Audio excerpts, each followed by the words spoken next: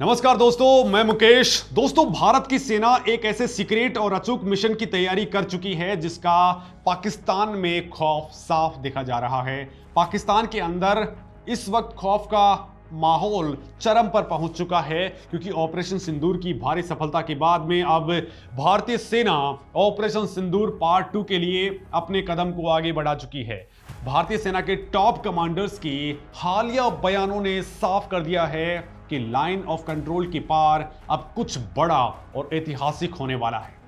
दोस्तों, सेना के इस साइलेंट लेकिन बेहद आक्रामक मिशन को देख करके पाकिस्तान की नींद हराम हो चुकी है और उसके जनरलों के पसीने छूट चुके हैं। उधर पाकिस्तान के कब्जे वाले कश्मीर यानी कि पीओके के लोग अब इस्लामाबाद की गुलामी को उखाड़ फेंकने के लिए सीधे तौर पर भारत से मदद की गुहार लगा रहे हैं।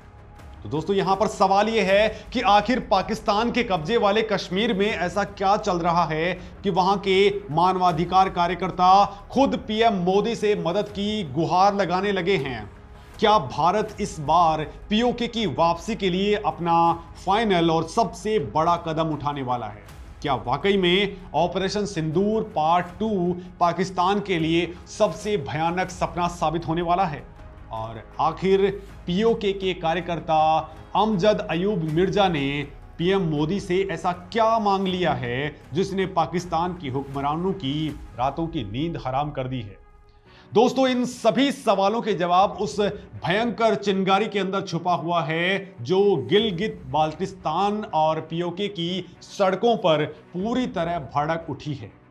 पाकिस्तान के कब्जे वाले उस इलाके के जाने माने मानवाधिकार कार्यकर्ता अमजद अयूब मिर्जा ने एक ऐसा बयान दे दिया है जिसने पाकिस्तानी हुकूमत को अंदर तक हिला करके रख दिया है।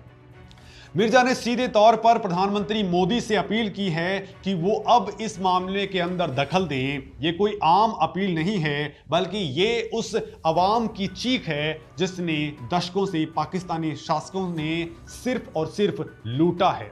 दोस्तों, मिर्जा ने बहुत ही स्पष्ट शब्दों में कहा है कि पाकिस्तानी जुल्म से उन्हें सिर्फ और सिर्फ भारत ही बचा सकता है। यहां सोचने वाली बात यह है दोस्तों कि आखिर ऐसा नेता जो उसी जमीन पर रहता है वो अपनी ही सत्ता को सिरे से नकार करके दिल्ली की तरफ क्यों देख रहा है?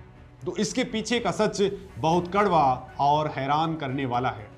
दोस्तों, गिलगित बाल्टिस्तान और पीओके में इस वक्त लोगों के अधिकारों को जिस बेरहमी से कुचला जा रहा है वो दुनिया के सामने एक बहुत बड़ा दाग है। वहां कोई भी इंसान अगर अपने हकों के लिए आवाज उठाता है तो उसे रातों रात गायब कर दिया जा रहा है। राजनीतिक और नागरिक अधिकारों के लिए काम करने वाले कार्यकर्ता पर इतना ज्यादा दबाव है कि वो अपने ही घरों में महफूज नहीं है। अमजद अयूब मिर्जा ने पूरी दुनिया के सामने पाकिस्तानी सिस्टम का काला सच खोल करके रख दिया है। उन्होंने बहुत ही बेबाकी से बताया है कि कैसे वहां के नागरिकों को बुनियादी सुविधाओं के लिए भी तरसाया जा रहा है और अगर वो इसके खिलाफ एक भी शब्द बोलते हैं तो उन्हें सीधा जेल की काल कोठरी में धकेल दिया जाता है। अब दोस्तों, वहां के लोगों के पास अपने हक की लड़ाई लड़ने के अलावा कोई दूसरा विकल्प नहीं बचा हुआ है। अब यह सवाल उठता है कि आखिर पीओके और गिलगित बाल्टिस्तान के लोगों की तरफ से भारत से ही दखल की मांग क्यों उठने लगी है? तो दोस्तों, इसके पीछे सबसे बड़ी वजह है सीमा के इस पार और उस पार का जमीन आसमान का अंतर। मिर्जा ने जो वजह बताई हैं वो हर भारतीय का सीना गर्व से चौड़ा कर डालेंगी। उन्होंने साफ कहा है कि प्रधानमंत्री मोदी की विकासवादी नीतियां, उनकी जवाबदेही और भारत की रॉकेट की रफ्तार से बढ़ती इकोनॉमी पूरे रीजन के लिए एकमात्र उम्मीद की किरण है। पीओके के लोग खुली आंखों से देख रहे हैं कि सीमा के इस पार जम्मू कश्मीर में किस तरह से हाईवेज का जाल बिछ रहा है, एम्स जैसे बड़े हॉस्पिटल खुल रहे हैं, आधुनिक स्मार्ट सिटीज बन रही हैं और युवाओं को शानदार रोजगार मिल रहा है। जबकि सीमा के उस पार उन्हें सिर्फ भयानक महंगाई, भुखमरी और पाकिस्तानी फौज की तानाशाही मिल रही है। मिर्जा का यह दृढ़ विश्वास है कि केवल पीएम मोदी ही वो शख्स हैं जो न्याय और गरिमा की पुकार करने वालों को एक बेहतर जिंदगी और सुरक्षित भविष्य की गारंटी दे सकते हैं। और दोस्तों, यही वजह है कि पीओके के लोग अब इस्लामाबाद की खोखली बातों में नहीं आने वाले हैं। उन्हें समझ में आ गया है कि उनका भविष्य भारत के साथ जुड़ने में है। हालात दोस्तों इस कदर बिगड़ चुके हैं कि गिलगित बाल्टिस्तान में अब लोग आर पार की लड़ाई के मूड में पूरी तरह से आ चुके हैं। गिलगित बाल्टिस्तानी अवामी एक्शन कमेटी के नेतृत्व में वहां के लोगों ने एक बहुत बड़े और ऐतिहासिक जन आंदोलन की शुरुआत कर दी है। सड़कों पर लाखों की भीड़ उमड़ रही है जो अपने बुनियादी हकों की मांग कर रही है। दोस्तों आप देख सकते हैं कि किस लेवल पे ये लोग बाहर निकले हैं। पाकिस्तान की सरकार इस जन आंदोलन के जवाब में क्या कर रही है? वो इन शांतिपूर्ण प्रदर्शनकारियों की आवाज को हमेशा के लिए दबाने के लिए अपनी पूरी ताकत लगा रही है। मिर्जा ने इस बात का बड़ा और सनसनीखेज खुलासा किया है कि अवामी एक्शन कमेटी के कई बड़े नेताओं और कार्यकर्ताओं को रातों रात गिरफ्तार करके अज्ञात जगहों पर भेज दिया गया है।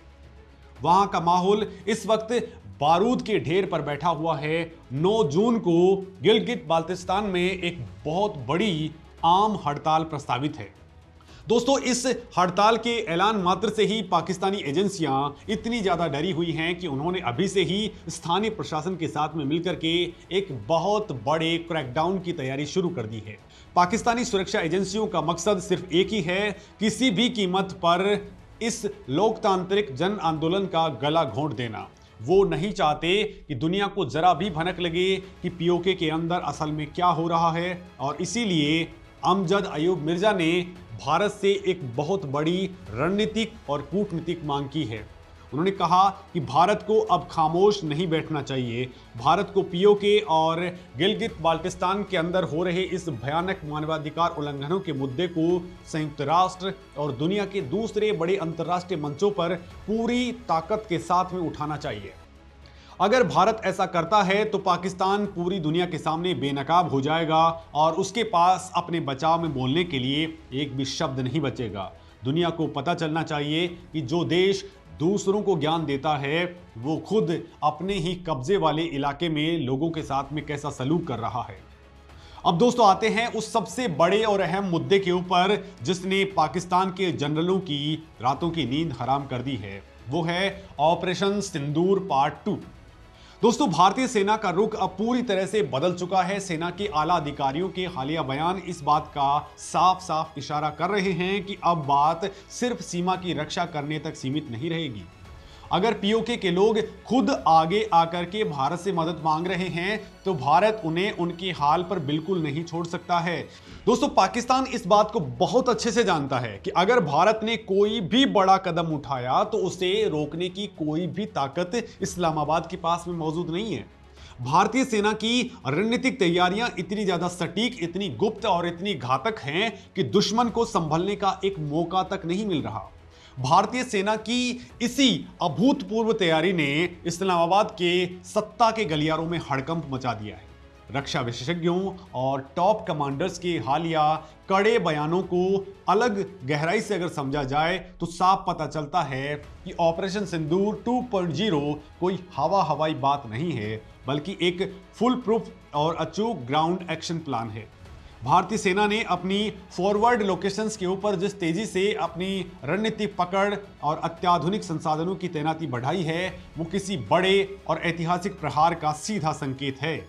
पाकिस्तानी जनरलों के पसीने इसलिए भी छूट रहे हैं क्योंकि उन्हें भली भांति मालूम है कि इस बार अगर भारतीय सेना का एक्शन शुरू हुआ तो वो केवल चेतावनी तक सीमित नहीं रहेगा, बल्कि पीओके का पूरा ढांचा और भूगोल हमेशा के लिए बदल जाएगा। दोस्तों रावलपिंडी के मिलिट्री हेडक्वार्टर के अंदर लगातार चल रही सीक्रेट बैठकें इस बात का पुख्ता सबूत हैं कि पाकिस्तान को अपनी सबसे बड़ी शिकस्त का खौफ अंदर ही अंदर खाए जा रहा है। भारत का ये साइलेंट लेकिन बेहद आक्रामक वॉर गेम दुश्मन के हर मंसूबे को मिट्टी में मिलाने के लिए पूरी तरह से तैयार हो चुका है। पीओके की सड़कों के ऊपर जो गगनभेदी नारे गूंज रहे हैं वो सिर्फ एक सामान्य विरोध प्रदर्शन नहीं है, वो इस्लामाबाद के लिए एक बहुत बड़ी चेतावनी है। और दोस्तों यहां आपको बता दूं कि अब से कुछ वक्त पहले हमारे डिफेंस मिनिस्टर राजनाथ सिंह ने क्लियर वर्ड्स के अंदर कहा था कि अब हमें पाकिस्तान के कब्जे वाले कश्मीर यानी पीओके में कुछ करने की जरूरत नहीं है। अब वहां के लोग ही सामने आएंगे, वो लोग ही कुछ करेंगे। और दोस्तों वो बात अब सामने आने लग गई है कि वहां के लोग अब पाकिस्तान की हुक्मरानों की नींद उड़ा रहे हैं। दोस्तों, वहां के लोग पाकिस्तानी हुक्मरानों को बिजली और पानी का बिल देने से साफ मना कर चुके हैं। उनका सीधा सा तर्क है कि जब उन्हें बिजली नहीं मिलती, राशन नहीं मिलता और इंसान होने के बुनियादी अधिकार नहीं मिलते, तो पाकिस्तान को टैक्स का एक भी पैसा क्यों दें। अवामी एक्शन कमेटी का ये आंदोलन अब एक विशाल जन सैलाब का रूप ले चुका है। पाकिस्तानी प्रशासन ने घबराहट में वहां इंटरनेट सेवाएं ठप कर दी हैं, मोबाइल नेटवर्क डाउन कर दिए हैं, ताकि वहां की असली तस्वीरें दुनिया की नजरों तक पहुंच भी नहीं पाएं। लेकिन सच्चाई कभी छुपती नहीं है। इस पूरे माहौल में भारत का रोल सबसे ज्यादा क्रिटिकल हो चुका है। भारत के पास अब एक बहुत मजबूत लीगल और मॉरल ग्राउंड है। पीओके हमेशा से भारत का अभिन्न अंग रहा है और रहेगा। वहां रहने वाले नागरिक कानूनी तौर पर भारत के ही नागरिक हैं। जब हमारे ही नागरिक हमसे मदद की गुहार लगा रहे हैं, तो दिल्ली में बैठी मोदी सरकार के पास उन्हें बचाने का पूरा और अखंड अधिकार है। अमजद अयूब मिर्जा का बयान इसी अधिकार को एक ग्लोबल आवाज दे रहा है। उन्होंने अंतर्राष्ट्रीय समुदाय को भी साफ शब्दों के अंदर चेतावनी दी है कि वो इस संवेदनशील स्थिति की अनदेखी बिल्कुल भी नहीं करें, वरना इसके नतीजे बहुत भयंकर और दूरगामी होंगे। दोस्तों, इस पूरे घटनाक्रम का असर सिर्फ भारत और पाकिस्तान तक ही सीमित नहीं रहने वाला है। अगर गिलगित बाल्टिस्तान में हालात और ज्यादा बिगड़ते हैं, तो इसका सीधा असर उस इलाके से गुजरने वाले विदेशी प्रोजेक्ट्स के ऊपर भी पड़ेगा। पाकिस्तान की सेना इसी बात से सबसे ज्यादा डरी हुई है कि अगर वहां के लोगों ने पूरी तरह से बगावत कर डाली और भारतीय सेना ने उन्हें सपोर्ट कर दिया, तो वो दुनिया को क्या मुंह दिखाएंगे। लेकिन अब पानी सिर से बहुत ऊपर जा चुका है। लोगों का गुस्सा अब पाकिस्तानी बंदूकों से दबने वाला नहीं है। वो अपनी आज़ादी और अपने हकों के लिए हर कीमत चुकाने को तैयार है। दोस्तों, आपको क्या लगता है, भारत किस तरीके से पीओके वापस ले सकता है और क्या हमें पीओके वापस लेना चाहिए भी या फिर नहीं? आप इस मामले में क्या सोचते हैं? कमेंट करके जरूर बताएं। साथ ही आप कौन सा वीडियो डिकोड होते हुए देखना चाहते हैं, मुझे कमेंट करके जरूर बताएं। नमस्कार दोस्तों।